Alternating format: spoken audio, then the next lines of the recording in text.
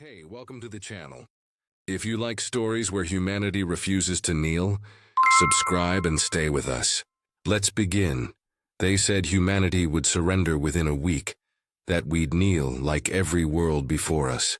But when the Karvek fleet broke through Mars' orbit and painted Earth's skies black, we didn't kneel, we burned our own city first. London, not by accident, not out of panic. We burned it to deny them the pleasure of conquest, to show them what defeat means to us. Because here's the thing. You can't enslave a people who destroy what you came to take. The flames reached high enough to stain the clouds red. From orbit, they said the whole continent looked like an ember dying in slow motion. The Karvek Admiral, Vorakesh, watched the feeds in silence, mandibles flexing. To him, humanity was supposed to be fragile. Predictable, conquered species scream. Plead, beg, not this one. He'd expected panic. He got symmetry. Whole sectors of the city falling in sequence, bridges, fuel depots, data cores, like someone had choreographed the end. Who ordered this? His lieutenant asked, uneasy. Vorakesh didn't answer, because deep down, he knew. Someone down there was fighting a war the Karvek didn't understand. The man they would later call the Ash General stood on the roof of the old Parliament ruins, coat fluttering in the heat shimmer. His name was Elias Cade, ex-commander dishonorably discharged for refusing to retreat during the siege of Titan. Now, he stared at the inferno he'd unleashed, a city he'd once sworn to protect, gone by his own hand. Behind him, his second-in-command, a woman named Draven, watched with hollow eyes. "They'll call this madness," she said. "They already do," Cade replied, his voice low. "Let them." He turned to her, soot streaking his face like war paint. "This isn't about victory anymore. It's about what we leave behind in their minds." Hours later, the Karvek descended, massive walkers gleaming obsidian, stomping through molten streets. The air shimmered with radiation and static. Every sensor they carried screamed interference, human jammers. Old tech cobbled into nightmares. The invaders marched through streets lined with corpses, some shot, some burned, some holding rifles long since melted. And then, the whispers started, static through their comms. Human voices layered with distortion. "You came for our world. All you'll take is the smoke. Welcome to the ashes." Panic began to ripple through the ranks. Karvek were predators, but even predators fear ghosts. Far beneath the city, Cade and what remained of the resistance huddled inside the metro tunnels. The heat above pressed down like a living thing. Draven checked the detonator controls. 6 more hours before the next burn wave, she said. After that, there won't be much left to hide in. "That's the point," Cade said. He wiped a line of soot from his rifle. "We'll be gone before then." "But the signal stays. The one they keep hearing?" He nodded, looped into their comm frequencies. "Psychological payload," she looked at him. "You think they'll break?" Cade's stare was distant, almost pitying. "No, but they'll start to understand what kind of enemy they made." In orbit, Admiral Vorakesh watched as entire sectors burned themselves clean. His aide hissed, "They're destroying infrastructure worth billions of credits. They cripple themselves." Vorakesh's mandibles twitched. "No, they're denying us ownership." He turned to the viewport. "Find their command center. Burn them before they burn the world." But by then, it was too late.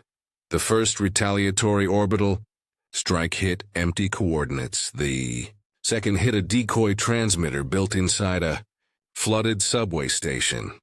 The third triggered the collapse of a hidden hydrogen plant, erupting through the streets like a volcanic wound. The Karvek fleet recoiled from the shockwave. 1 billion tons of atmosphere ignited. Vorakesh slammed a clawed hand on the console. "How did they predict—" "Admiral!" His aide screamed. "The detonations follow our targeting pattern. He didn't finish, because realization struck like a hammer. The humans weren't reacting. They were anticipating. Back on the surface, Cade lifted his radio to his mouth. Phase 1 complete, he said. Static answered. Then Draven's voice, weary but steady. And Phase 2? He looked toward the horizon where the next city burned. New Warsaw. This time, his voice hardened. Phase 2 begins when they realize they're already losing, he paused. Then, almost to himself, they wanted a victory they could show their people. We'll give them a graveyard instead. The radio crackled once more, then went silent. Above, the sky shifted. The Karvik ships began to move slowly, methodically, like beasts circling prey that refused to die. And from the void, a new transmission cut through the static.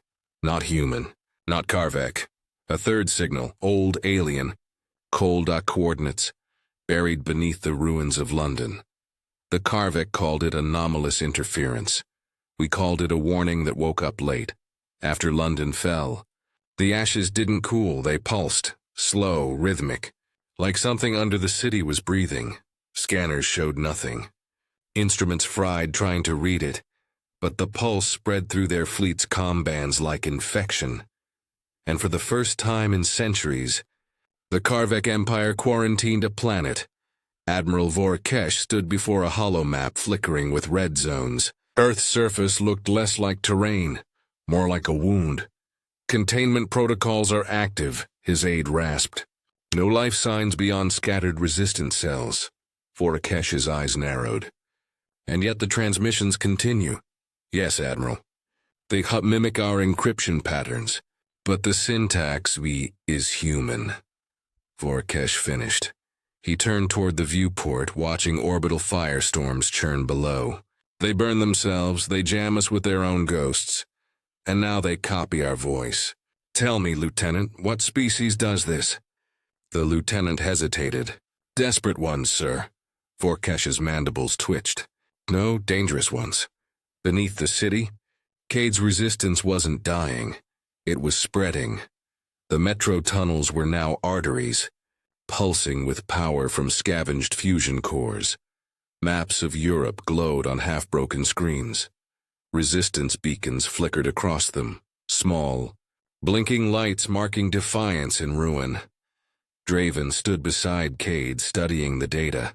The Karvik fleet's holding orbit. They're waiting for the interference to fade before moving in again. Cade smirked faintly. Good, let them wait. He knelt beside an old transmitter core, massive, cracked, thrumming. They don't realize yet what's buried under London. Draven frowned.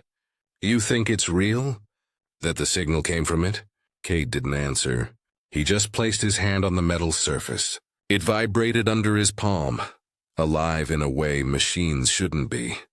Ancient tech, he murmured. Something our ancestors buried when they still feared gods. Far across the system, on the Karvik dreadnought Jakor, scientists dissected the signal fragment.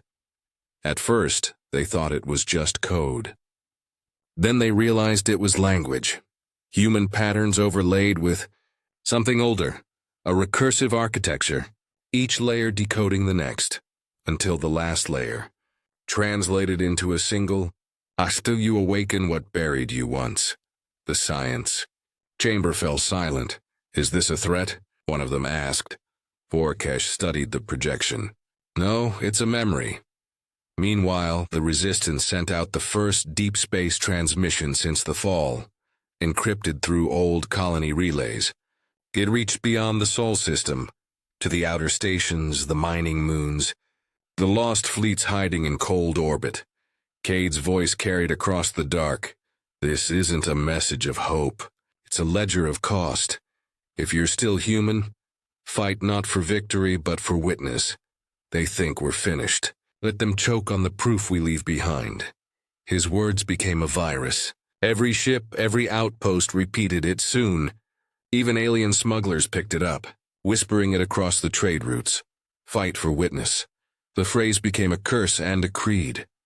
Then came the breach. A seismic detonation under London split the earth open for miles. The Karvik mistook it for human sabotage, until the energy signatures registered as non-terrestrial. From the crater's core, A pillar of light rose, fractal and silent. Not fire, not plasma. Something older. Cade watched from the tunnels, eyes wide in the flickering glow. Draven whispered, "You said it was buried tech. What the hell is that?" He shook his head. "Not tech, history." Above them, the Karvik sensors went blind. Ships drifted as systems failed, overwhelmed by interference. Then the light began transmitting. It spoke in pulses and harmonics, like a language that remembered being human once. The Karvik tried to jam it. It jammed them back, fleets went dark. Drones turned feral, attacking their own. Vorakesh roared, "Cut the link!" But no one could. Every system that touched Earth's signal began rewriting itself. He slammed his claws on the console. They've triggered something ancient, something they can't control. But Cade could control it, or at least guide it. He stood before the glowing fracture, face lit by alien light. "It's listening," he said softly. Draven looked at him. "Listening to who?" "To anyone who's still human enough to speak pain as truth." The ground shook again, and through the static, a voice, not human, not alien, echoed, "You are not the first to burn your world." Every screen flickered, every Karvek comm lit up with one image, Earth's scarred surface. Pulsing like a heartbeat, Vorakesh watched it, speechless. "What are they doing?" His aide's voice trembled. "They're calling something back." In the tunnels, Cade stared into the light as it grew brighter. He turned to Draven. "Get the civilians to the extraction routes. I'll hold here." "You can't control this. I'm not trying to control it," he said quietly. "I'm giving it a direction." Draven hesitated. "And what if it doesn't stop?" Cade met her gaze. "Then the galaxy will remember what happens when it underestimates us." Above the planet, the Karvek fleet began to move, not in formation, chaotic, scattered, panicked. One ship lost gravity. Another vanished into the light. And from the dark side of Earth, something massive stirred, an object long dormant, wakening from orbit's shadow. The Admiral's sensors screamed. "Admiral," his aide whispered. "There's another ship, beneath ours." Vorakesh turned slowly. "That's impossible." The view cleared. A vast structure was rising from Earth's shadow, ancient, angular, half-organic, half-machine, human in design. But not of this age. Cade raised his eyes to the sky, the glow washing over him. And as the ruins trembled around him, he whispered almost reverently, "We didn't build this to win. We built it so the next invaders would hesitate." The signal flared white, every system, human and alien, blinked out, and then came silence, the kind that doesn't end, only waits. Silence for 47 minutes? Nothing in orbit moved. The Karvek fleet hung above Earth like insects caught in amber. Their power cores frozen, their command relays looping in static. Then, the light from below began to fade, slowly like a breath exhaled. When power returned, every Karvek ship received the same broadcast. A human voice, calm, measured, burned raw. "You came to conquer. You found a grave. We burned our own cities so your victory would have nothing to stand on. Now you stand over our ashes, and the ashes look back." Vorakesh froze. The voice was Cade's, but Cade was supposed to be dead. Hours earlier, deep beneath London's ruins, Cade had been standing inside the pulse chamber as the ancient construct awoke. The light had burned everything, flesh, metal, memory, until all that remained was sound. Draven's last transmission caught fragments. He's still inside. The system's absorbing him, he's becoming part of it. And then static, no body, no remains. Just the echo of a man becoming something else. In the following days, the Karvek tried to contain the event. They quarantined Earth's orbit, established no-fly zones, but ships still went missing. Sensors reported phantom signatures, human vessels that didn't exist, appearing for seconds, then vanishing. The fleet's morale shattered. Captains turned paranoid. convinced their own systems were speaking to them in human voices. The phrase "fight for witness" appeared in their logs, over and over. Signed, Vorkash ordered the fleet to retreat, but retreat didn't save them. The signal didn't stay on Earth. It spread through every network that had touched the planet. Jump relays, trade routes, navigational AI. Within a month, the entire sector's infrastructure began to hum with the same underlying frequency. Governments panicked, merchants prayed, and through it all, humanity's voice whispered in the static, "You can destroy our bodies, not our defiance. You can burn our cities, not our memory." It wasn't propaganda. It was infection. Elegant, poetic, precise. Every time the Karvek jammed it, their systems crashed harder. Every time they purged it, it rewrote itself cleaner.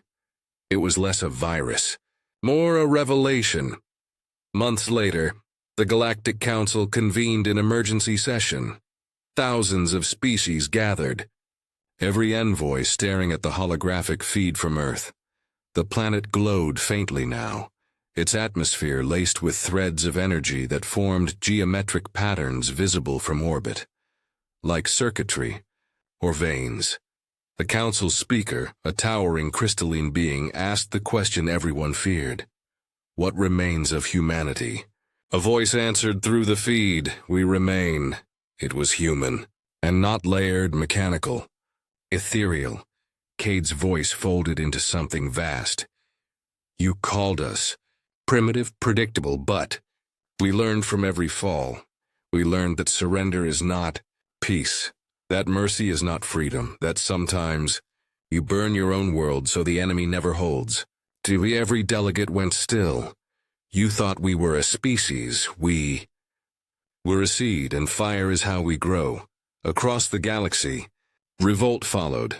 Conquered species, long broken under Karvek rule, began to rise. They used human tactics, scorched earth, misinformation, sacrifice, and everywhere they burned, the same pulse reappeared, Earth's frequency. Cade's voice, fragmented, distant, guiding. "If they want our worlds, give them ruins. If they want our silence, give them ghosts." To the Karvek, this was madness. To everyone else, it was freedom with teeth. Vorkash, stripped of command, made his last report to the Imperial Court. His voice trembled as he faced the throne. "We underestimated them. We thought them weak because they bled easily. But their strength isn't in what survives. It's in what refuses to die quietly." He paused. "And now, the fire speaks." He turned toward the stars, where Earth glowed faintly red. In the distance, several points of light flared. Karvek colonies burning. Not under human attack, under their own hands. The contagion of defiance had gone galactic. Years later, an alien child asked his teacher, "Why do we fear the humans?" The elder looked toward a memorial, a sculpture of a burning planet, carved in obsidian, "Because," he said quietly, "they taught us what it means to lose something willingly. Far beyond any sensor's range, in the quiet between stars, a faint human heartbeat echoed through the void. Not a recording, a signal. Its pattern shifted, low and deliberate, spelling a single message across light years of dark. Phase 2 complete. In the Karvek ruins, the transmission played one final time, Cade's voice calm, eternal. "You wanted to know what we are. We are what happens when extinction learns to fight back. We are what happens when extinction learns to fight back." Thanks for watching.